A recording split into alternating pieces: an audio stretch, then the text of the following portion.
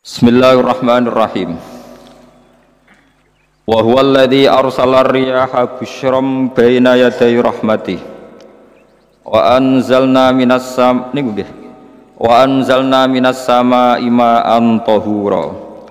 Linuhyiya bihi baldatan maytan wa nusqiyahu mimma khalaqna an'aman wa anasiya katsira. Wa huwa Allah Ta'ala iku alladzi dzat arsala ingkang lepas sapa ladzi utawa ingkang ngutus sapa ladzi ar-riyaha ing pira-pira angin wa fi qiraatin ar-riha ing angin. Maksude mufrad busyron nusyuron nusron pokoke teng sapah niki busyron nusyuron apa busyron nusyuron hale ingkang nyebarno utawa hale ingkang dadi berita gembira bena di rahmati ana ing ngarepe sedurunge rahmati Allah. Mesti ana ing ngarepe sedurunge rahmati Allah. Maksude udan niku. Mutafarriqatan tegese den utus kelawan beda-beda. Kudamal matori ana ing sedurunge udan, ngarepe udan, mukadimah udan niku ana angin. Wa fi qiraatin bisukunis sin kelawan sukunis sin takhfifan nusron. Wa fi ukhra bisukuniha fathin nun nasron masdaron.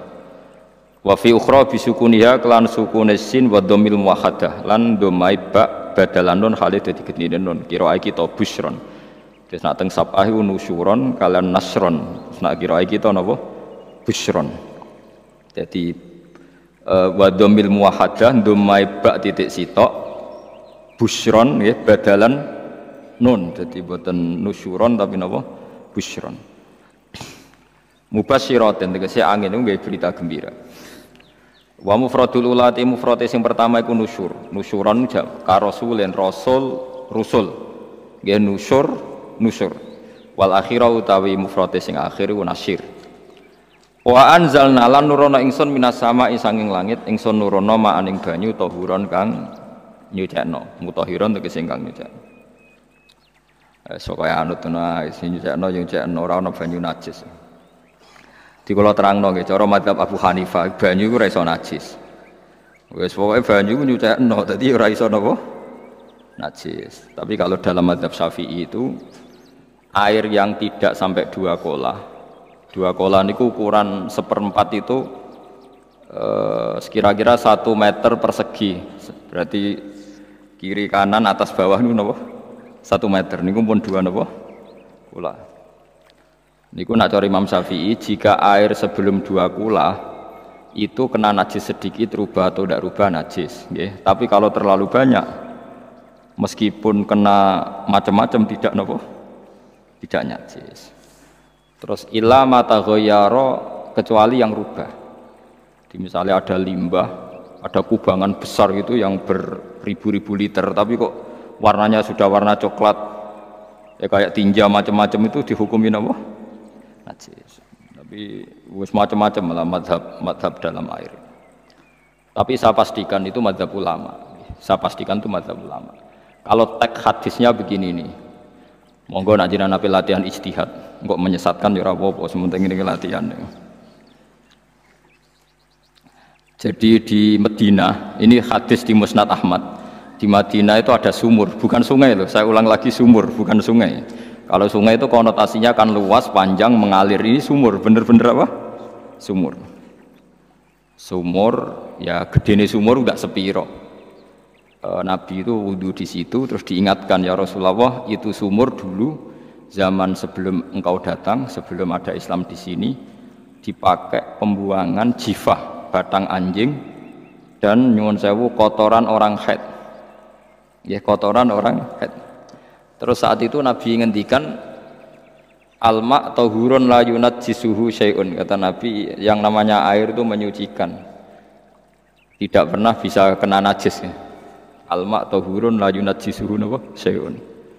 Terus Nabi wudu. Ya sudah begitu. Ya sudah begitu sampai rasa bojiro-jiro. Alhamdulillah hadisnya ngono. Ya kan ya, paham kan ya? Mana nak sampean ditangkleti? Kulon sering ditanya sama orang-orang Jakarta, Gus, saya ini punya air langganan PDAM, itu dikelola dari sungai ini. Padahal sungai ini mulai tinja sampai sapi tank macam-macam ya ke situ semua, Gus. Terus gak baunya karena kaporit. Itu gimana itu, Gus? Suci ndak itu? Terus saya tanya, lah kamu pakai ndak? Ya sudah pakai, tapi tetap tanya hukumnya. Itu kan seperti yang di Jakarta itu kan misalnya yang diolah itu kan sungai macam-macam tuh, lah itu yang limbah keluarga ya kalau untuk nyuci piring nggak apa-apa, sapi tank macam-macam kan ke situ juga. Ya kan ya, cara kok istihad ya. Karena kalau menurut Syafi'i dua kolah pun tidak ada pengaruhnya kalau terlalu banyak apa bahan yang apa najis, yang limbah itu yang najis, ya jelas najis ya.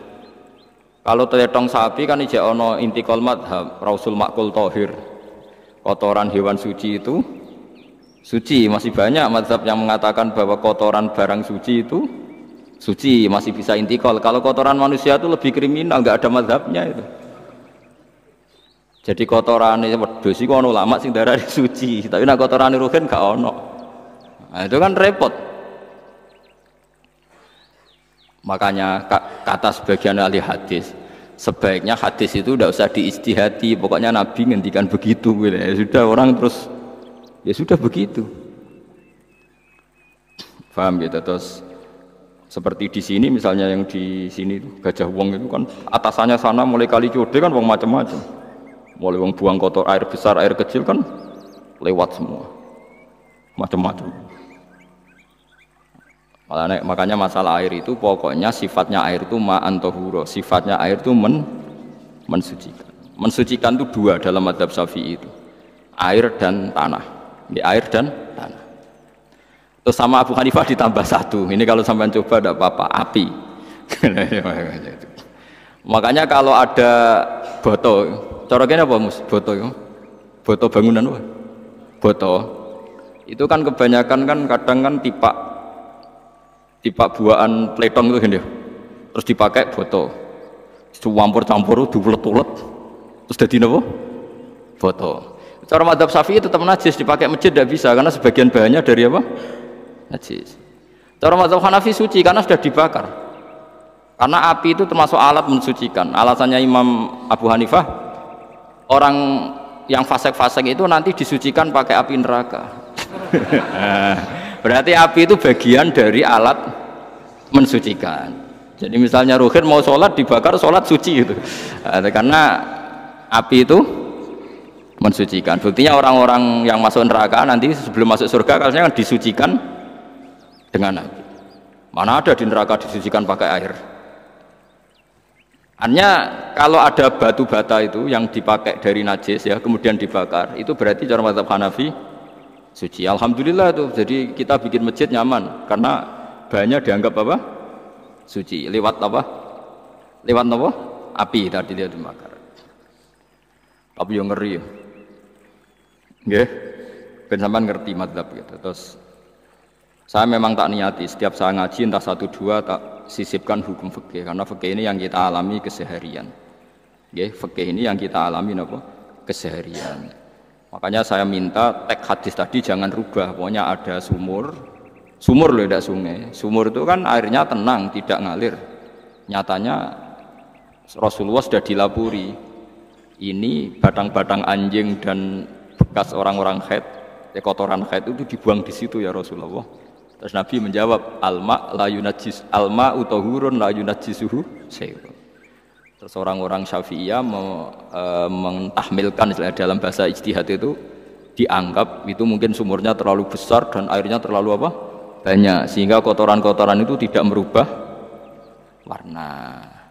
Tapi kata yang lain-lain masa yang bener aja gitu, masa banyu diam dimasuki kotoran gitu tidak nopo rubah. Nah itu ya itulah ijtihad. Istihad itu ya. Istihad itu guyonannya kan gitu. Pendapat saya benar mungkin salah, pendapat Anda salah mungkin apa? Benar. Karena ya sama-sama mirip-mirip itu untuk menganalisis itu. Yang jelas Allah mensifati air itu ma'an tahura, bahwa air itu punya sifat dasar mensucikan. Kaya nek cara kula niku asal tidak terlalu ketok najis ngoten, kaya PDAM ngoten niku. Enggak ambu taek terus gak ambu apa nek suci ngoten mawon. Takoki tapi kan asal usulnya di sana najis gini. Asal usul barang kok repot. Kalau sering dibantai tiang-tiang sing terlalu napa was-was. Tapi jelas Gus saya tahu sendiri. Sapi teng itu ngalir ke sungai gini-gini saya tahu sendiri. Tak jawab, saya juga tahu sendiri dari langit itu langsung air turun. Jadi artinya kalau dia melihat sisi najis ke sapi teng, kamu melihat sisi dari gunung Merapi, dari langit kan langsung turun. Jadi kalau eling najis ya, tak eling suci ini kata saya. Dia ngilingi yang sisi najisnya dari apa? Limbah apa? Keluarga. Wa anzalna minas sama'i ma'an tahura. Air itu mensucikan. Nah, terus kedua masalah fikih yang saya jelaskan di sini, tahur itu sifat mubalaghah dalam madhab selain Syafi'i. Saya ulang lagi ya. Kula warai lugat ya. Kalau orang biasa terima kasih disebut syakir, disebut apa? Syakir. Kalau terlalu banyak terima kasih disebut apa? Syakur. Kalau kadang memaafkan disebut ghafir, orang yang memaafkan. Kalau sering memaafkan disebut ghafur.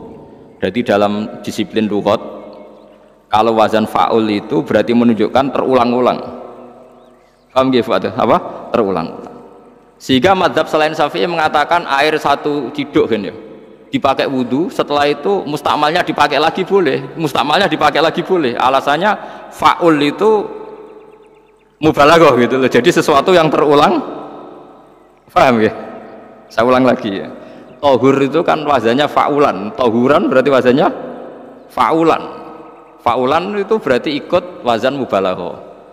Kalau ghafir mengampuni, kalau ghafur sering mengampuni. Syakir terima kasih, kalau syakur sering terima kasih. Berarti kalau tahir suci, kalau tahur sering mensucikan. Nah, makanya selain Syafi'i mengatakan air asal suci mensucikan, dipakai berkali-kali tetap suci mensucikan. Artinya tidak ada mustakmal, tidak ada apa? Tapi kalau dalam mazhab kita kan sekali bekas wudu mustakmal, bekas junub mustakmal karena sudah pernah dipakai sesuci. Nah itu mazhab kita, mazhab Syafi'i. Sama nanut di soalnya kalau cerita sama nak kedesek nganggo sing gampang mawon. Jadi gampang kan. Ya masuk akal karena memang wazan fa'ulan itu untuk tadi untuk litakrir tadi, untuk mengulang. Kayak ghafir nyepuro, ghafurun sering nyepuro. Paham ya? Makanya orang itu kalau zalim itu ya zalim, kalau zalum banget zalime. Makanya disebut Quran wa kanal insanu zaluman jahula. Zalim itu zalim biasa, zaluman banget zalime. Jahil itu goblok biasa, jahulan banget gobloknya. Berarti kalau tahuron banget nyuciin berarti diulang-ulang. Makanya mazhab lain mengatakan air itu tidak ada mustakmal. Dan saya kadang ya intikal mazhab begitu. Nah intikal gimana? Coba kalau di hotel itu mustakmal. Hotel itu kan kotaannya cilik toh kan. Tahu nggak hotel baru kan. Kotaannya cilik. Terus kalau kita misalnya junub atau apa pakai ciduk itu kan tetap nyiprat temus. Nyiprat kena banyu di kotak yang cilik. Jadi kalau gak intikal mazhab pusing kan kita. Iya kan? Terus kemudian intikal lah ya suci guys. Takoki pangeran, kok gue bolak-balik intikal mazhab Gusti. Jare sapa jare Gus Pak takoki ngono. Lah kowe muni kowe kok roh takoki malah pusing. Kayak Mbah Khalil Bangkalan itu, kalau nalkin mayit itu masyhur Mbah Khalil Bangkalan. Tidak nalkin mayit itu. Yo kan yo, aku sibuk urusanku akeh, takoki malaikat ngenteni Mbah Khalil, ditinggal mire. Sing ngono tok, nalkin meneh. Yo jiyo, soe nak takoki malaikat marabbuka manabiuka ngenteni ketuane. Maksudnya ngenteni dekne. Ya sudah ditinggalin. Ya orang ditakoki wong dekne orang kabudut. Pokoke diwarai kabeh. Nah, terakhir beliau rodok modern. Ngenteni ketua rombongan pokoknya. Jadi nanti yang jawab itu ketua rombongan. Tapi aja tiru kan ngono takoki malaikat ngentosi Gus Pak. Aku teko tutuki mawon Gusti. Sewan. Yakin mugorokin ngomong ngoten kalau ngomong kan akhir. Kamu tahu kan tugas standar Anda apa? Ya tugas standarnya mungkin akhir ini nuduki iku biasa ae. Biasa nuduki takkan apa? Nah itu mungkin guyone wali ku jek mungkin. Kadang orang itu engkar ndak bisa. Yaitu tadi piye wae resmi teksnya Allah tuh yaumana ukullau nasim biimamihim. Nanti manusia dipanggil itu per ketuanya, bukan per individu kesuwen. Jadi ada teori itu yang mungkin benar. Teori itu yang mungkin benar karena kita nanti di mahsyar juga dipanggil ketuanya dulu. Jadi ya ma'asyarus syafi'iyah, Imam Syafi'i disuruh maju, ya ma'asyarul malikiyah. Karena ketua ini nanti yang menciptakan mazhab. Karena ada pepatah an-nasu ala dini mulukihim. Manusia itu ngikuti tradisi ketuanya. Mungkin coba orang Indonesia mbok bodoh, mbok ora, mbok pinter, mbok ora nggak Abu Bakar ya radhiyallahu anhu. Coba kalau tradisinya Syiah, mungkin Abu Bakar laknatullah alaihi kan gitu. Ya kita tidak tahu begitu. Akhirnya kita ketiban apik karena menghormati apa? Sahabat. Artinya ketua itu penting, menciptakan suasana ketua itu penting. Coba kalau tanpa ketua mungkin kita tidak punya tradisi, makanya dipanggil itu ketuanya. Paham? Makanya sampean milih ketua itu yang benar, setidaknya orang ikhlas. Misalnya rapati bener, penting ini ikhlas. Ngeri itu kalau pas sampean dipanggil nunjuk ketua itu, kemudian ketua partai, wah panggil pangeran bingung sampean. Ketua sopo nyebut ketua partai. Ketua partai dia celok pangeran Melayu. Wah ngadepi pangeran meriang betul. Paham gitu. Jadi nanti sampean itu ditanya itu lewat nopo? Lewat nopo? Ketua. Terus ketua nanti itu ngecek ada nur yang dipakai alamat dia ngikut tindak. Nah, yang paling ngeri ya termasuk Rasulullah. Rasulullah itu nanti pakai standar itu. Inna ummati yut'auna yaumal qiyamati hurran muhajjalin min atharil wudu. Itu kan ada tanya jawab sama sahabat. Kata Rasulullah, kamu tidak usah khawatir kalau saya meninggal. Meninggal saya itu baik. Hayati khairun lakum wa mamati khairun lakum. Saya hidup di antara kalian ya baik, setelah saya meninggal juga baik. Ya Nabi ya unik. Amma hayati fali asunna lakum as-sunan. Kalau saya masih hidup berarti saya bisa meneladani kamu melakukan beberapa sunnah, beberapa tradisi. Sunnah itu tradisi. Jadi orang kudu artinya sunnah itu wajib atau sunat. Buktinya di Quran ada sunnatallahil latif sunnatullah fil ladzina khalau min qabl. Jadi sunnahnya, tradisinya Allah menghukumi orang-orang dulu. Itu bisa orang benar, bisa orang tidak apa? Benar. Kata Nabi kalau saya masih hidup, fali asunna lakum asunan, saya bisa mentradisikan kamu beberapa sunnah, bisa wajib, bisa sunnah. Wa amma wafati ya khairun lakum. Kalau saya sudah meninggal nanti juga bagus. Mergo aku nak SK pundhut jare Nabi aku jejer pangeran. Jadi nak roh kowe apik, saya muji Allah, nak roh kowe elek langsung saya minta ampunan kepada Allah. Dan semua umatku nanti diampuni. Terus Nabi mulai menangis, tapi ada beberapa masalah. Ketika orang-orang itu ternyata umatku, mau saya ajak ke surga, kata Tuhan, kata Allah, innahum qad ahdatsu ba'dak. Mereka ini bikin aturan aneh-aneh setelah kamu Muhammad. Terus fa'aqulu suhqan ya sudah kalau gitu tak tinggal ke surga, tidak ikut masuk surga. Nah kemudian ulama berdebat ahdatsu itu apa? Ada yang itu bid'ah gitu. Macam-macam. Kalau ulama sunni ahdatsu itu ya bid'ah ibadah mahdhah. Jadi misalnya orang melakukan sholat zuhur kok 6 rakaat itu kan wong nganggur papat tes kesel kok malah muni 6 itu. Utawa duhur kok mau 3 rakaat itu kan ya itu bid'ah karena ibadah mahdhah. Tapi kalau masalah sosial itu fleksibelnya adalah misalnya dulu Nabi naik unta, orang yang anti bid'ah juga naik Innova padahal dulu naik unta. Orang-orang yang poligami itu ya tidak nunggu istri pertama mati, padahal dulu Nabi poligami setelah Sayyidah Khadijah meninggal. Ya mereka baik-baik saja. Alasannya poligami sunnah Rasul, padahal nak detailnya sunnah Rasul poligami setelah istri pertama meninggal. Jadi kayak Rohin itu belum boleh, istrinya kan masih hidup 2 dia, tapi sudah.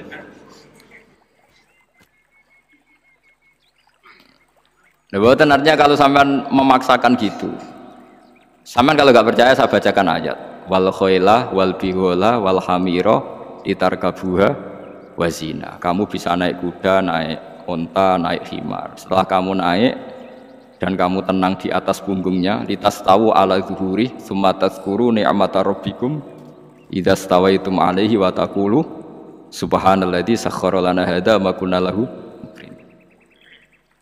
Artinya ketika kita naik onta zaman dulu dan tagnya memang onta, itu terus kamu baca subhanalladzi sakhkhara lana hadza. Apakah sekarang kesunatan baca itu kalau yang ditumpai onta, sehingga kalau yang naik Innova tidak usah baca itu? Wah, aku numpak ora onta kok, dadi ora usah maca subhanalladzi sakhkhara lana. Dhisik Nabi maca iku mergo numpake onta. Ya ngajak goblok bareng to, mosok tepuk kanthi begitu.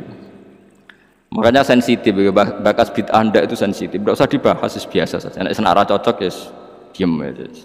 Sudah, senara cocok kalau sampai ngelakoni tapi tidak usah komentar karena jelimet. Saya pernah ditelepon orang, dimaki-maki. Orang Sidoarjo. Padahal orang Jawa Timur, ya aneh. Kan ada orang matur Rasulullah namanya Abdullah bin Amr. Ya Rasulullah, saya ini kuat puasa terus, kata Nabi. Jangan, puasa 1 bulan 3 hari saja itu sama dengan 1 bulan penuh, karena 1 puasa sama dengan 10. Masih balelo terus termasuk menyangkut Quran. Ya Rasulullah, saya ini tiap hari khatam Quran. Jangan, 1 bulan sekali saja baru khatam. Enggak ya Rasulullah, saya ini ingin sering khataman. Ya sudah, kalau gitu seminggu sekali, sab'al layal. Saya lebih kuat ya Rasulullah, 3 hari.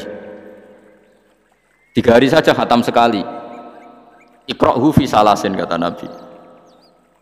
Ya Rasulullah, saya lebih kuat ketimbang itu. Tidak ada yang lebih baik ketimbang itu, kata Nabi.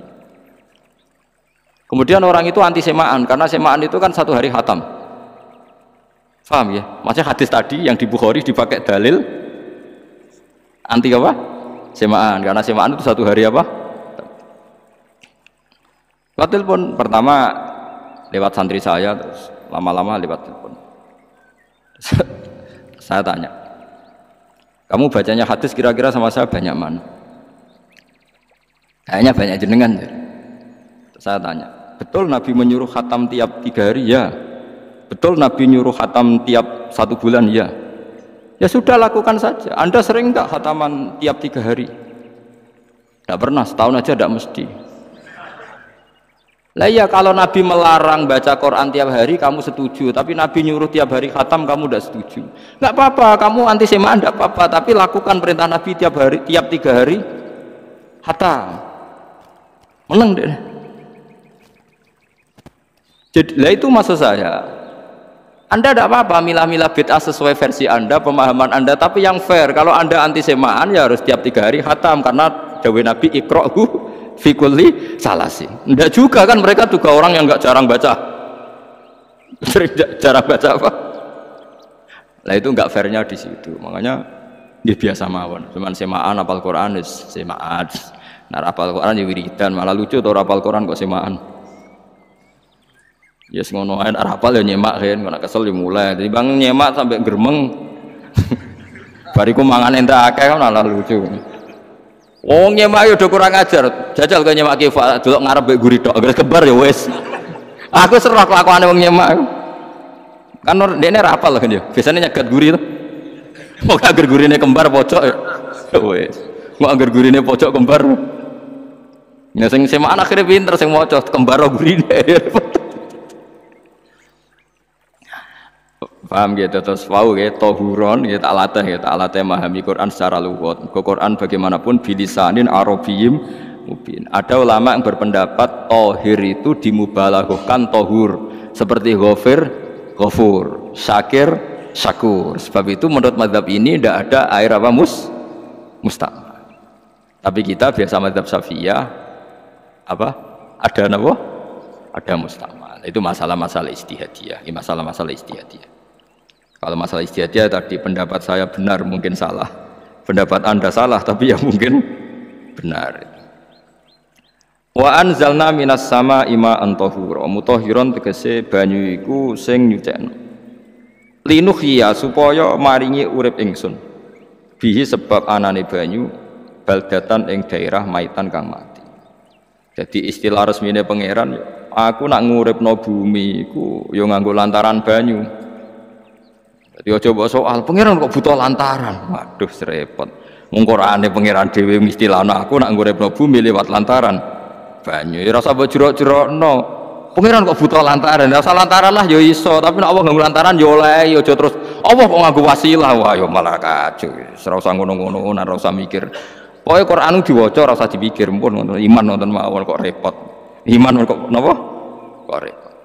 Linuh ya supaya ngurip-ngurip sapa ingsun bi sebab banyu.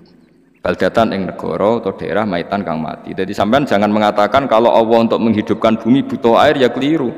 Allah itu tidak butuh apa-apa. Allah itu tidak butuh apa. Tapi kalau Allah punya sunnah, punya adat menghidupkan bumi itu pakai air, ya Allah jangan kamu atur. Mungkin pangeran kok ngatur.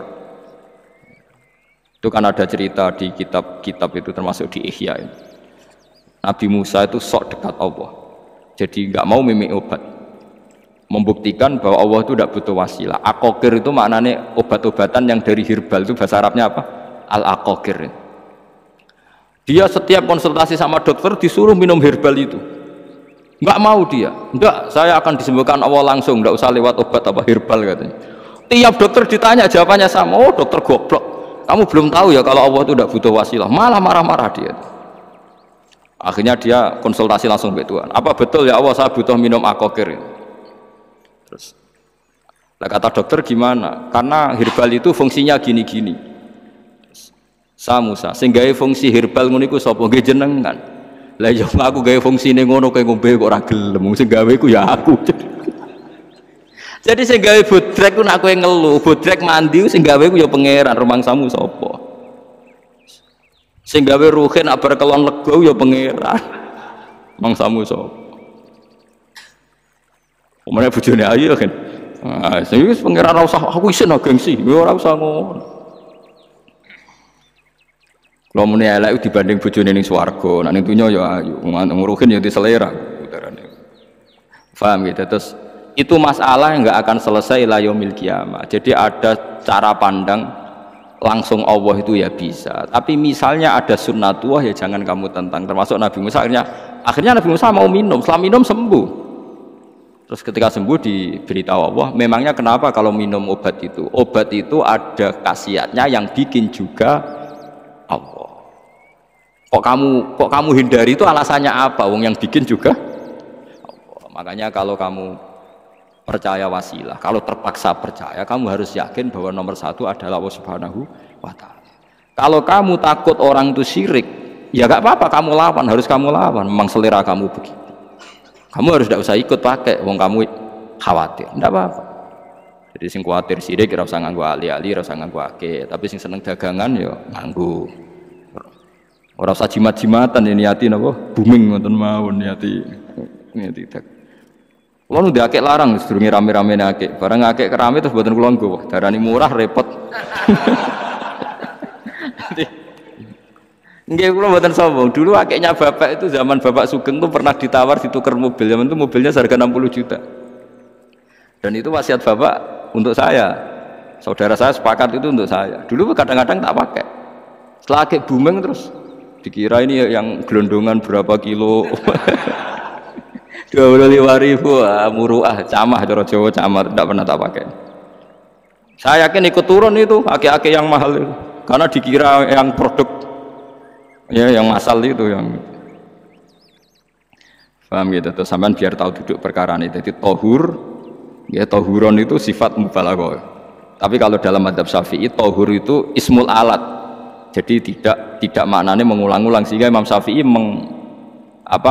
tidak membolehkan wudhu pakai air apa mustamal. Lah menurut hadis kayaknya benar Imam Syafi'i secara lahir. Karena Nabi ngendikan sisa air wudhu itu membawa dosa Anda. Kata Nabi, jika seseorang wudhu maka kotorannya keluar dari ajfan, dari telapuk mata, dari apa, sampai keluar dari mimbaini adzofirih, sampai keluar dari bawah-bawah apa? Kuku.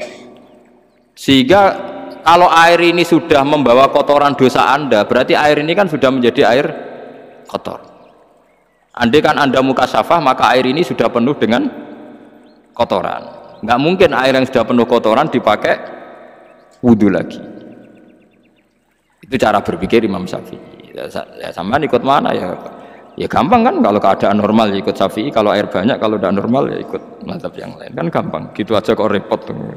Ya itu pentingnya orang ngaji ya di situ itu harus banyak pilihan. HP kartune loro masa mazhab mesti tok. Nah, itu kan gitu. Ya pokoknya gitu.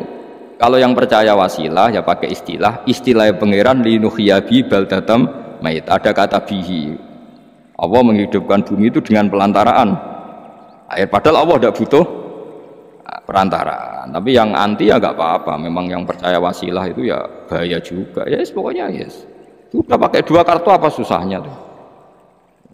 Ya nggak apa-apa. Asal ada ilmunya. Ya, tidak karena emosi. Memang ada apa? Ada ilmunya. Linuhya bihi baldatam maitan. Wa nusqiyahu. Lan nyirami ingsun yastawi podo baldatam maita bitakfifi lan takfif maita, maksudnya buatan mayita tapi napa maita. Yastawi podo fi ing dalam dawa maita napa al mudzakkar muannas lan muannas. Zakkarahu mudzakkarna sapa Allah taala hu ing dawa maitan bi tibaril makani kelawan diitung tempat, maksudnya maitan. Wa nusqiyahu menika masalah nahwu. Lan nyiramno ingsun hu ing banyu ailma ategese banyu mimma sing perkara khalaqna kang wis gawe ingsun gawe siraman aman ing pira-pira raja kaya kewan ibilan tegese unta wa bakaronan sapi wa gunamanan wedhus wa anasi lan pira-pira manusa kasiron kang iki unike Quran. Kadang kewan mbek manusa iku dibakas dhisik kewan. Kok nek ndelok dosa mbek ora ya apik kewan. Tapi nek ndelok akal mbek ora ya apik manusa. Tapi nek didelok manusa mbek kewan niku dosa ndi? Dosa manusa. Mulane nek salat istisqa iku kesunatane gawa kewan. Lho nggih tenan mboten guyon sampean delok kabeh kitab fikih nak salat istisqa kesunatane iku wong kon nggawa apa? Kewan. Tapi aja kethek lho ya. Contone ngono iku ya kaya wedhus sapi, engko terus nggo kethek ula bulus wah, malaikate bingung wah. Maksudnya kewan ya kewan tapi aja bulus kethek ula. Mulane teng daerah mriku, teng daerah sarang nate kekeringan. Barang kekeringan tiang sholat istiqo itu ada sing go sapi, go wedhus. Delalah bersolat istiqo itu udan. Tapi kalau seneng bagi ini, pas udan kiai ini menghentikan itu. Kowe aja GR nak udane krana kuwi, ya krana sapi mbek wedhus iku. Mergo ora duwe dosa, mergo ora duwe apa? Dosa. Lah yaitu agama. Agama itu kita ta'abudi. Wong kita jare makhluk paling terhormat. Tapi nyatane nak istisqa butuh bantuan kewan. Itu kesunatan istisqa ngoten to. Teng mriki ngoten mboten. Do nuntun wedhus to. Napa? Mboten sing tek teng kitab-kitab Pak Sami to. Kan nggo kewan kan? Tapi ya soal kewan kok iso mbayar. Wah, lah nek wong pasar ngasem mbok gawa mulai ular kobra macam-macam malah repot. Nah ini menunjukkan gitu, karena manusia itu akeh dosane. Mulane jemben teng ora mahsar iku manusa ra kepengin apa kewan ra kepengin dadi manusa, tapi manusa kepengin dadi kewan. Makanya nanti ketika ngadepi hisab gak kuat wa yaqulul kafiru ya laitani kuntu napa turaba. Mesti kuntu turaba ya Allah saya jadikan kewan sing di akhir segalanya didhawuhi Allah kuni turoban. Kamu sekarang cukup jadi intinya manusia subhan teng ora mahsar bayangno kaya kewan sing akhir hayate mau didadekno napa lemah. Nah, kadang-kadang manusia itu dalam siklus ini apik kewan malah didhisikno mimma khalaqna napa aman riyen. Kalau dilihat dari dosa ndaknya, kalau dilihat dari manusia makhluk terhormat macam-macam ya apik manusia. Wa anasiya lan pira-pira manusia kasiron kang akeh jamu insan ente lafat anasi jamu lafat insan. Wasuhu te aslina lafat insan iku anasinu. Faudilat moko digenti apa anunun digenti ya aning ya. Wa timat lan dene sopno fiha ing dalem ya apa ing dalem ya apa al ya ya. Maksudnya ya sing sangka nun diidghamno be ya asli. Au jamu insin te jamu lafat insin. Walaqad sarrafna lan teman-teman molak-malik ingsun to mutar-muter ingsun. Hu ing ma'il ma'atik sebanyo bainahum antarane wong akeh liat zakaru supaya gelem eling sapa ngakeh. Asluhu ya tadzakaru. Niki kok usum nahwu le utimat idghamna apa ata uta fi dzalik ing dalem dal wa fi qiraatin liyadkuru bi sukuni dzal wa dhammil kaf. Liyadkuru nikmat Allah ing nikmate Allah taala bihi klan ma. Fa aba mongko moh sapa aksarun nasi sapa akeh manusa moh ila kufuron kecuali mungkiri ning nikmat juhudan tegese mungkiri ning nikmat ngingkari li nikmati maring nikmat haitsu qalu sekirane ngucap sapa ngakeh mutirna binau ikada mutirna den kei udan kita binau ikada sebab posisi perbintangan iki supaya kula warai iki sampeyan nak ketemu Allah ben selamat niku kula jamin lah nak ilmu kula ni orisinil Allah niku gak ada adat gak ada sunnah lah dalam bahasa Quran perkara iku ana alamate dadi misale ana mendung alamate napa udan terus Allah niku nggih damel sistem misale huwallazi ja'ala syamsa diya awal qamara nura wa qaddarahu manazila li ta'lamu adadas sinina wal hisab. Sehingga di sistem itu kita tahu musim hujan itu misalnya musim ini. Kalau musim kemarau ini posisi bintang pas di sini. Sehingga wong Jawa sing goblok lah roh iki musim hujan iki musim kemarau. Kalau ahli hisab, ahli astronomi ngerti kalau matahari di sini berarti musim ini, kalau matahari di sini musim ini. Begitu juga musim panas, musim gugur macam-macam. Itu kita tahu itu sunnahnya Allah dan itu yang bikin Allah, kita tahu. Tapi sekali ada hujan kok kamu bilang begini, wajar udan deres wong rendeng. Itu Allah tersinggung karena kamu nganggep udan itu jasane rendeng, ora jasane pangeran. Akhirnya potong ngadepi pangeran. Ya memang begitu. Karena inginnya Allah manusia itu punya dua kecerdasan. Kecerdasan yang diciptakan nubuwah yaitu akidah dan kecerdasan yang diciptakan sains yaitu pengetahuan. Itu inginnya Allah. Jika menyangkut hisab dan ru'yah yang diperdebatkan oleh Muhammadiyah itu sebetulnya juga masalah sepele. Masalah sepele itu begini. Siapa sih yang mungkiri hisab? Wong hisab itu ya nasib pangeran li ta'lamu adadas sinina wal hisab. Siapa sih yang mungkiri ru'yah? Wong ru'yah itu hadis sahih. Yasumu li ru'yati wa aftiru li ru'yati. Fa in humma alaikum fa akmilu iddata sa'ban salasina yauma.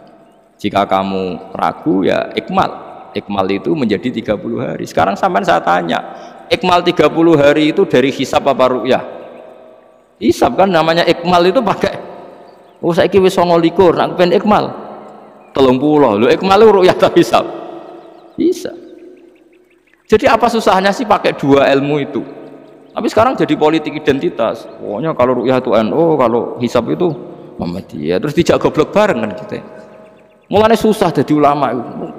Mereka dijak goblok nih. Ya sama seperti kunut tidak kunut. Saya Muhammadiyah itu lahir tahun 1912, NU 1926.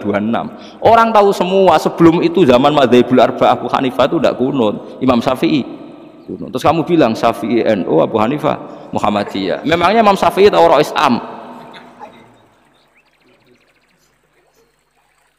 Jadi kita yang ulama itu biasa saja karena melihat Imam Syafi'i itu kunut, Abu Hanifah tidak kunut. Tahu-tahu sekarang jadi politik identitas kalau kunut itu NU tidak kunut Muhammadiyah. Memangnya Imam Syafi'i tahu dari Rois Am yang PBNU sing liwat ahwan kan mboten nate.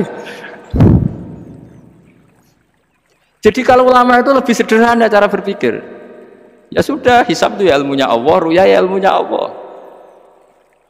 Jadi misalnya dagang dihitung, kalau dihitung itu rasional berarti sain. Kalau tidak dihitung kok berarti jenenge kejutan. Ya enggak, kita pernah ngalami kita pernah ngalami dua-duanya kan. Dihitung ya pernah laba, kejutan ya pernah.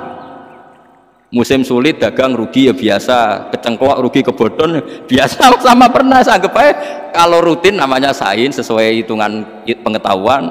Kalau model ngono kejutannya selesai kan. Kok dibenturkan?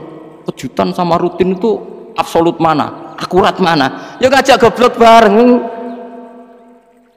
Paham ki biasa mawon wong sing seneng ilmu tuh ben biasa roh dojo ben. Dia ben biasa. Nah sekarang itu usum, anti ilmu itu usum. Yang usum sekarang itu politik nopo identitas. Soalnya batik wong Yogyo, wah batik nasional berarti orang batik wong Indonesia, anak batik rawong Indonesia. Jadi batik nopo pakaian nopo nasional. Ya golek hadis nganti ngelu kesunatan ibadah nggo klambi putih. Ora ana kesunatan ibadah nggo klambi nopo batik. Tapi nak kowe wong alim ben diarani klambi putih gak wajib, kudu kadang-kadang nganggo batik, nggo nunjukno nak nganggo putih iku. Saya tuh seingat saya belum pernah ngaji gak pakai baju putih. Karena pikiranku sederhana sering ditanya, "Gus kowe wong alim ora tau jubahan." Nak jubahan kaya wong Arab. Nak batik kesane kok ora sunah Rasul. Sunah Rasul seneng putih, setengah-tengah nganggo hem putih wis sunah Rasul tapi tetep Indonesia. Wis tak pikir nonton. Lah rugen ra mikir nganggo batik. Tapi itu tadi saya masih husnudzon. Jika jadi tren nganggo kelambi hem putih dianggap wajib, harus ada yang pakai batik untuk menunjukkan kalau ndak wajib. Lah mungkin dia termasuk begitu melok makome dekne iku wis nglurusno. Itu ndak tahu saya kalau itu berarti sudah tinggi, kelasnya sudah tinggi. Jadi menurut saya tengah-tengah ya pakai hem putih kalau sholat. Tengah-tengahnya adalah nak jubah terlalu Arab. Nak batik be Nabi ngendikan kesunatane ibadah itu pakai putih. Nganggo mori kok orang mati ya sudah hem, ya sudah tengah-tengah. Menurut saya, sama ndak harus ikut saya. Tapi jika itu dianggap wajib, kadang-kadang jangan pakai putih. Seperti Jabir bin Abdullah itu terang-terangan, sama ndak ceritani. Dulu ketika Jabir bin Abdullah sahabat yang terkenal itu Jabir itu termasuk minas sabiqin al-awwalin itu. Jabir itu sholat di masjid itu bajunya dicopot, terus sarongan itu dicancang di gulu, kayak wong kuno-kuno. Sarongan sitok dicancang di gulu. Bawa baju diletakkan di sokor-sokor masjid. Setelah itu orang tabiin melihat dia secara sinis. Tabiin itu generasi setelah sahabat. Marah-marah ketika dimaki. Masa engkau sahabatnya Nabi sholat bisa bin wahid, pakai baju satu dicancang bisa. Terus Jabir mulai cerita, kamu jangan bilang pakai serban itu sunat, kamu jangan bilang pakai jubah sunat. Bagaimanapun menjadi sunat karena kamu punya, sehingga kamu bilang sunat karena kamu punya. Dulu kita zaman Rasulullah masih hidup, kita semua itu tidak punya baju, punyanya satu. Sehingga Nabi tidak berani mensunatkan pakai baju dua, kesunatan serban, karena kita hanya punya pakai baju satu. Kita harus mikir bagaimanapun diantara kesunatan itu karena kita mampu. Setelah tidak mampu tidak ada sunat. Terus Jabir mulai marah-marah, termasuk yang diceritakan. Kalau kamu bungkus orang mati gimana? Ya tak bungkus utuh sampai sikil beda sirah ketok. Ya kan ya, nak ini mau mati dibungkus sempurna tuh. Nanti kok pepes itu ya dibungkus, terus bariku lagi dibuka raine ya, ya mus, sing mudin-mudin rai ya. Terus Jabir cerita. Cara kowe wajib to ora jare Jabir? Nggih wajib. Ya wajib mergo iso. Terus dia cerita, dulu Sayyid Hamzah dulu bapak saya Abdullah Jabir bin Abdullah. Itu saking enggak adanya baju. Itu nak ditutup sirahe mbek sarong, mboten kafan. Iku ketok sikile. Nak ditutup sikile ketok sirahe. Akhirnya domatur Kanjeng Nabi kon nutupi sirah waj'al ala rijlihi sayan min idkhirin. Akhirnya sing sikile ditutup suket. Saking gak anane baju. Kowe saiki Islam wis jaya kecangkeman sithik-sithik muni sunat wis dimaki-maki mbek Jabir. Wis meneng jar. Terus terakhir ngendikan ngene, aku nglakoni iki liyaronil ahmaq misluk, pancen tak jarak aku salat ngene iki bento-bento kowe ben roh nak dhisik sejarah Islam ngene iki. Liyaroni al ahmaq misluk, ahmaq itu bento sing level tinggi, medium men. Itu ulama betul ya begitu. Saiki wong Islam jog tuku kurma gampang, sidik-sidik buka nganggo kurma, sunah Rasul mergo nganggo kurma. Ya perkarane ke kelar tuku, zaman kene Gunung Kidul melarat nganggo apa? Aneh-aneh iki. Makanya di fikih jelas, nah iso kurma, nek iso asal manis, nek iso asal gak nyolong titik wis. Kok cek repote hukum. Bagaimanapun kue kecangkeman muni sunan mergo mampu. Zaman kira mampu orang muni ngono padahal hukum itu dhisik-dhisik. Hukum itu baru apa sudah kemarin-kemarin? Wis meneng ae. Kula ge sering, ngger kula kan kiai, ngerbut poso sering sowan kathah. Kadang sing sowan luwih mlete timbang kula. Gus kurma Gus, nggo apa? Nggih sunat Gus. Ah sunah mbahmu pangan kowe. Oh kiai mbok warai ra sopan. Aku nak buka aku tegan namanya. Wah aneh-aneh ya. Amun ini sunah dia ora usah kecangkem. Lagi buka aku kurma pirang tahun, lebih kali tahun Gus. Umur piro? 40 Gus. 38 tahun gak anggo sunah lagi 2 tahun gegere gak karuan.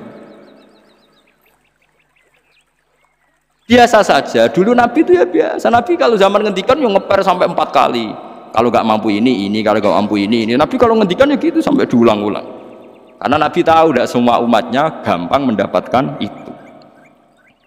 Misalnya kafaroh puasa 2 bulan nuntut, kalau tidak bisa ngasih makan orang miskin sekian, kalau tidak bisa gini sampai habis.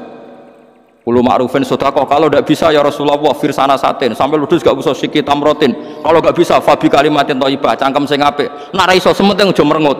Terakhir walau bitol kotin apa? Wajin. Itu lama mewarisi sekian kebaikan yang diajarkan Nabi, terus dipatenkan satu ngel-ngel wong akeh. Wong apa ngekeki kurma kok khutbah bareng sumpah. Oh sepangan dhewe entekno. Ya ana sing sabar, wis kula tobat Gus mun mboten ngomong-ngomong ngono ya biasa saja kalau ingin sunnah biasa saja. Dawe Nabi wal qasda tabluhu, kamu itu yang biasa saja. Biasa itu ya standar saja. Jadi Nabi dulu kalau melakukan sunnah itu biasa. Sunnatun sanaha Rasulullah sallallahu alaihi wasallam, ini sunnah yang dilakukan Nabi. Tapi di luar yang azimah itu yang wajib atau fardhu ain itu sahabat biasa. Karena bagaimanapun kita bisa begini karena mampu. Seperti Jabir tadi, orang bisa sholat pakai serban, pakai jubah karena mampu. Zaman Nabi awal Islam, sama lihat Bilal, ada nak belodor gitu tuh. Sama lihat film Umar atau film-film Bilal. Itu memang nyata dulu itu la yajidu ahaduna illa thawban wahidan. Tidak ada yang kecuali punya baju apa? Sama dulu film-film, mulai versi seneng kitab sampai versi film itu sama. Bilal nak adzan ya blodor, ora adzan jeblodor gak sopan. Oh memang ya duwene klambi mok sitok iku. Adlok ceritane Sa'labah bar salat salam langsung melayu. Berkali-kali yang bersalam melayu. Jebule apa genta kayak ya Sa'labah bersolat orang witir melayu kenapa? Maksudnya takoki ya Rasulullah, takoki Nabi. Sa'labah kata sahabat-sahabat kowe nak salat bar mulai langsung melayu. Ya Rasulullah, kambing kula namung setunggal, istri saya di rumah aja utuh. Saking tidak adanya baju. Oh, saya nang sunatno kon. Ya begitu. Makanya ketika Sayyidina Umar idza ausa Allah fa ausiu. Nanti kalau sudah jembar ya jembar. Nak lagi ruwet ya ruwet. Ya sudah biasa saja. Paham ya? Jadi kalau suwun misalnya malah yudraku kullu, la yudraku napa kullu. Kalau tidak bisa semua jangan sama sekali. Jadi misalnya kita tidak bisa jubahan, tidak bisa serbanan mergo wong Arab. Supaya saya ndak keriting jubahan kok tonggo ya guyu. Paham nggih? Aneh. Kemudian ana ora kaji kok jubahan malah digugat wong akeh. Ya sudah pakai hem putih saja. Yang penting duwe semangat sunnah putihnya misalnya. Ya tengah-tengah gitu. Tapi kalau kira-kira dianggap wajib ya kan ganti batik kayak Ruhin itu. Itu makomnya sudah itu tadi. Sudah tinggi sekali. Ya Nabi itu kan, misalnya Nabi nyifati rambut yang baik itu yang lurus ngombak gitu. Sifatnya Dajjal itu keriting. Tapi yang keriting ya nggak apa-apa. Bukan berarti wah keriting mirip Dajjal janda gitu. Ya itu kan Allah menunjukkan kekuasaan. Nanti kalau Allah bikin lurus semua dikira nggak mampu bikin yang keriting, ya sudah dibikinlah yang keriting. Ya sudah gitu biasa saja buatan berlebih. Paham gitu. Jadi Nabi itu kalau ngendikan seingat saya ini hafal banyak hadis. Kalau ngendikan tuh sampai berkali-kali. Itu tadi mulai kalau sedekah pakai ini, kalau ndak mau sampai mulai firsana satin sambil wedhus ijek larang walau bisik tamroh separone kurma masih kadang ndak mampu fabi kalimatin thayyibah ndak mampu lagi soalnya tasaddaku walau bitol qoti wajin sedekahlah meskipun dengan ceria. Itu sirinya kenapa saya ngaji guyon, karena paling ndak ceria itu happy. Coba kalau saya ngaji merengut menang terus ketok nyesal terus sing ngaji kan mikir Gus bak kurang apa kita ngaji ku ono sing kurang. Oh, terus yang kedunya nafsir wah paling kurang sangune. Wah jadi repot. Mulane kula ngeten wis tak pikir, masa ora tak pikir. Guyon kula mek sampean nangis mbon ndi ganjaran akeh ndi. Mergo guyon kula bi ilmen nangis sampean mikir utang. Jadi terakhir sedekah talqati wajhin, wajah yang ceria, yang happy. Kowe iki happy kan yo seneng, paling gak mikir nasibe kan. Kiai iku happy ben wis. Jajal misalnya kayak dikiai kok Rugen sumpek maca kukar kukur bariku angop bariku kukur meneh kan wong mikir wayahe tanggale bayar apa piye kredite waduh apa wayahe ditarik sepeda motor kan orang terus menafsirkan macam-macam sing elek sing wong alim mulai nafsir paling terkipe ra iso wah paling elek ya nek wong alim kan ana ukur-ukur mesti nek sing suudon kan paling macane bingung terkipe ya macam-macam lah sesuai asumsi napa. Jadi kula suwun sama nak dadi kiai nak ra iso sedekah macamnya terakhir ceria. Mergo Nabi ngendikane terakhir tasaddaku walau bitolqoti wajhin. Bersedekahlah meskipun dengan keceriaan napa muka atau wajah. Namun kalau itu Nabi diulang-ulang. Jadi kalau ngendikan tuh diulang-ulang. Sekarang tuh orang mau mendorong sunnah Rasul itu satu. Ya berat bagi yang nggak bisa melakukan itu apa? Yang nggak bisa melakukan itu apa? Jadi dibacalah hadis itu dibaca utuh. Ya bukan kita apa ya mau sekolah kepingine kabeh umat Nabi itu happy. Mergo selama itu tidak maksiat berarti anut ajaran Kanjeng Nabi Muhammad sallallahu alaihi wasallam. Ma khayyira Rasulullah baina amrayni ilakhtara aisarohuma malam yakun isman. Rasulullah itu tidak pernah disuruh milih dua hal yang berbeda kecuali milih yang paling gampang. Asal itu tidak barang dosa. Itu hadis muttafaq alaih. Ma khayyira Rasulullah baina amrayni ilakhtara napa aisarohuma malam yakun napa isman. Jadi Nabi itu tidak disuruh milih dua hal, mesti milih yang paling gampang asal tidak nopo dosa. Makanya Nabi kalau ditanya, ya Rasulullah sampai nanti tawaf pakai unta apa enggak? Kesel ndi? Ya kesel melaku, ya naik unta saja. Makanya Nabi kalau tawaf dulu pakai apa? Unta. Saya ingin mulai Arab Saudi PG MRT berkoordinasi Nabi unta atau saya ingin nganggo nopo kereta lingkar. Sekarang baru diperdebatkan. Cek kurang ajar itu sebenarnya tamu spesial, misalnya pejabat negara sebenarnya tawaf numpak kereta muter. Diarani rasah dhisik Nabi numpak unta, diarani sah cek kurang ajar ning dhuwur. Terus sampai angop-angop terus tawaf. Sampeyan muni sah ta ora ya, Cucu? Muni rasah Nabi dhisik tawaf. Ngagem unta muni sah kok kurang ajar. Muai misale kereta asenan mbok anggap sithik-sithik sebeng 7. Ya kurang ajar juga. Saat ini lebih diperdebatkan, tapi ya mbak, saya bakas ngono, ben ngerti hukum sampean, ben ro anak kiai ku bingung, ulama yo mikir hukum. Iku ketok ceria kula, sampean ora bingung ora ceria. Fa ba mongko mo sapa aksarun nasi sapa akeh manusa, mo ila kufuron kecuali ngafirin nikmate Allah juhudan. Tegese ingkar li nikmati maring nikmat haitsu qalu sekirane ngucap sapa kufar mutirna binawi kada mutirna den kaeringi udan kita binawi kada sebab posisi bintang sing ngene iki walau syi'na la ba'atsna fi kulli qaryatin nadhir walau syi'na umpama ngersakno ingsun Allah la ba'atsna yektine nugasno ingsun utawa ngutus ingsun fi kulli qaryatin ing dalam saben-saben daerah desa nadhiron ing wong sing ngelingno umpama Allah ngersakno kabeh desa yo nabi tapi kok kakean nabi malah repot kan yukhawifu kang ngekeki peringatan sapa nabi ahlaha ing penduduk Korea. Walakin ba'asnaka tetapi ning ngutus ingsun ka ing sira Muhammad ila ahli qura maring kabeh penduduk kuliah sekabehane ahli qura nadhiron khalidati nadhir khalidati nabi liya'zuma supaya gedhe apa ajruka ganjaran sira.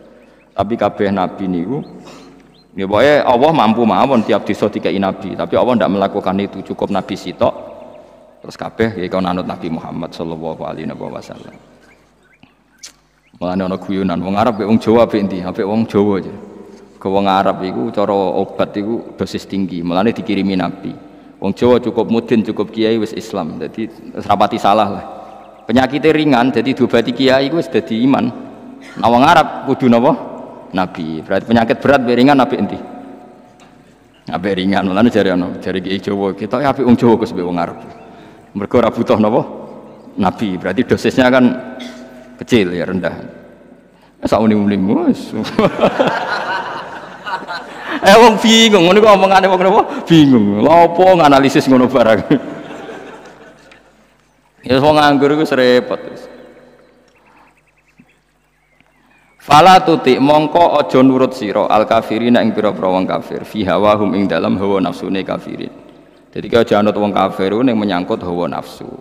Tapi nak menyangkut kebaikan wong kafir sing kita kadang kalah baik dalam hal sosial ya malah Allah kadang melehno kita mereka kok kalah mbek wong kafir ini misalnya ngeten ini makanya Imam Suyuti nafsiri falatutil kafirin fi hawahum dalam hal yang bersifat hawa napa misalnya begini saya contohkan Allah melehno wong mukmin ada sahabat ketika perang itu tangannya terputus kakinya juga terputus terus matur Rasulullah ya Rasulullah gara-gara perang derekno engkau saya tangannya putus, kaki saya putus. Ternyata tidak diapresiasi sama Allah, malah disalahkan. Gini kok Allah terus nurono ayat iyam saskum korhun faqad masal qoma korhum mislu. Jika anda luka karena perang, orang kafir pun luka. Wong kafir, wong gento wani luka demi kekafiran. Kok kue wong Islam dari demi Allah ora wani luka. Jika masyhur di kalangan para ulama, nanti setiap kebaikan itu dibandingkan kezaliman. Ya, saya ulang lagi, nanti setiap kebaikan itu dibandingkan kezaliman.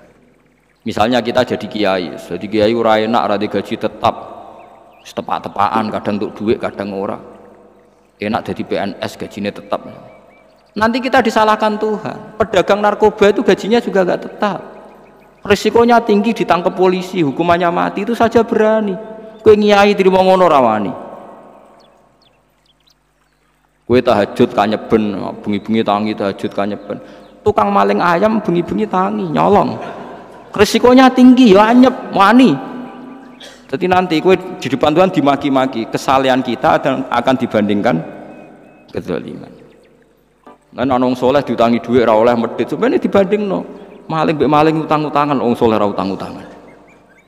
Ya memang begitu. Nah itu yang dimaksud ayat intakunu ta'lamuna fa innahum ya'lamuna kama ta'lamun wa tarjuna minallah ma la yarjun.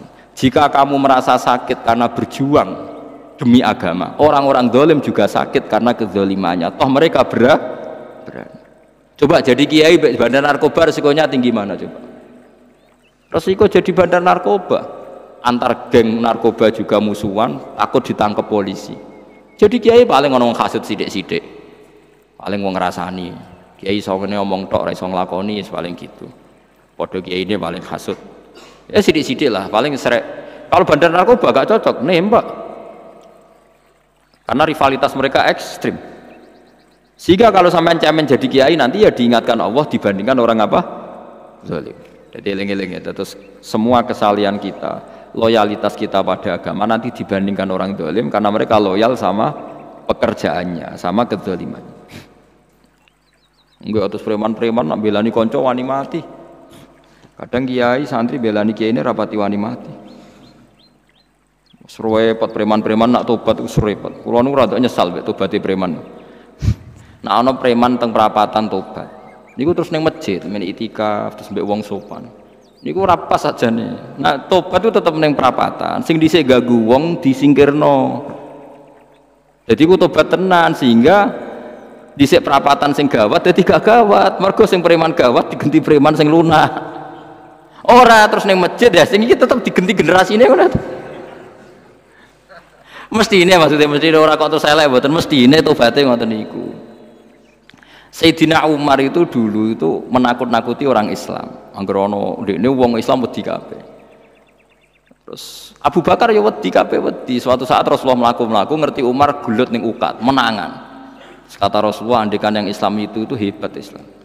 Hanya Rasulullah berdoa wa ma'izal Islam fi Umar. Akhirnya Umar masuk Islam. Hari Kamis masuk Islamnya. Wis kira tau mikir to sak dinane kula roh sak dinane dungane Kamis masuk Islam Jumat. Ning omahe adike ning gone IP-ne. Mergo diwacana Quran surat Toha. Bareng Islam metuki Nabi, mun walhasil bar Islam teng Zaid bin Arqam ning mbene Nabi terus langsung marani omahe Abu Jahal ora terus ning masjid menenge langsung marani Abu Jahal. Angger ki ganggu Nabi tak pateni. Bariku marani Abu Jahal, aku saiki wis Islam iki ganggu Nabi tak pateni. Gentenan wong kafir sing delik. Paham nggih? Jadi enak maksudnya. Nah misalnya terus Umar jadi sopan santun, terus ketemu wong dilo, ketemu Abu Lahab monggo dari akhir. Wah, kacau. Artinya gak ada perubahan kan kalau gitu. Mana Ruhi ini mantan preman buatan kok tobatin yang gini, ora roh. Buatan dong harus kiai ini. Mesti ini ngot. Makanya Wahsy itu yang bunuh Sayyid siapa? Hamzah. Karena dia disuruh Hindun itu istrinya Abi Sufyan itu. Itu setelah membunuh Sayyid Hamzah dan dia Islam. Dan Nabi tidak siap melihat wajah Wahsy. Sumpahnya Wahsy apa? Saya bersumpah akan membunuh orang paling dibenci Rasulullah. Sebagaimana saya pernah membunuh orang paling dicintai Rasulullah. Terus tobatnya dia mateni Musailamah al-Kadzab. Wong sing ngaku Nabi ngarang Quran. Itu tuh sing mateni sinten? Wahsy. Jadi Wahsy sebagaimana aku pernah membunuh orang paling dicintai Rasulullah, tobat saya membunuh orang paling dibenci Rasulullah. Ya misalnya terus Wahsy tobat, sampai nyapu masjid, terus gak duwe selera tarung, zaman kafir tarungnya tenanan, bareng Islam menyapu masjid, bariku ngiseni jedinge, terus bareng dijak perang wedi wae repot. Ya niku ide kula tapi ora bisa lakoni. Nek mau cerita ilmu, sampeyan ora kudu nglakoni. Ya tunggale wong preman brah-breh. Blonjo narkoba entek akeh dilakoni, nggo judi diakoni. Sewengi orang preman itu kalau judi 2 juta 3 juta. Bareng tobat ngeboni masjid 10.000. Padahal donyane jek akeh. Mestine tobat yo. Saya zaman judi semalam 3 juta. Sekarang kalau pengajian atau ke masjid semalam 3 juta 100 lah minimal diluwei. Ora ya malah pas tobat nglebokno amplop masjid yo 10.000, kadang 2.000. Serepot-repot. Tapi ya apik tobat, mesti cerita. Tidak begitu, mestinya berbanding. Paham ya, sampean takok tobat itu cara ulama nggih ngoten niku berbanding.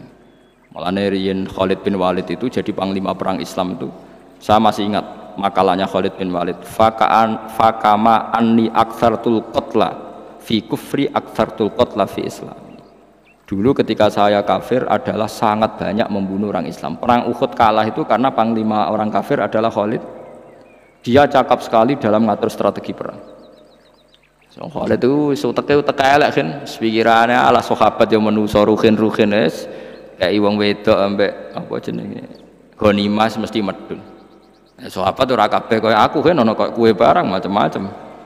Gunung Uhud itu dhuwure mok sak musala niki jamira Gunung Uhud kaya Merapi niku mboten. Nah kaya Merapi amanah ning dhuwur tetep ora kena, meleyang to. Jadi Gunung Uhud itu dhuwure mok sak musala niki mbok dhuwur pundi. Wong kula nate mriko bolak-balik kan gak bisa nih orang tahu. Kalau kayak orang India, jadi malah itikaf teng gunung loh, Uhud. Mau piye dalile bopo ya ora roh. Itu Khalid bin Walid pinter. Dia ketika kalah itu muter ke belakang terus ghanimah itu dilepas. Ya, dulu itu dalam perang dulu tuh ghanimah itu kan perempuan sama apa? Ya sama barang-barang itu. Ketika dilepas itu dianggap sudah mengaku kalah. Ada sahabat yang ruhin itu udah akabir sahabat, ada sahabat papan atas, sahabat yang seperti itulah, sahabat kebanyakan turun ternyata Khalid itu muter terus naik dari belakang. Pas sahabat turun, dia naik dari apa? Yo penak karek mana iko dhuwur, itu akhirnya kalah. Itu ya gara-gara strategi ini Khalid bin Walid.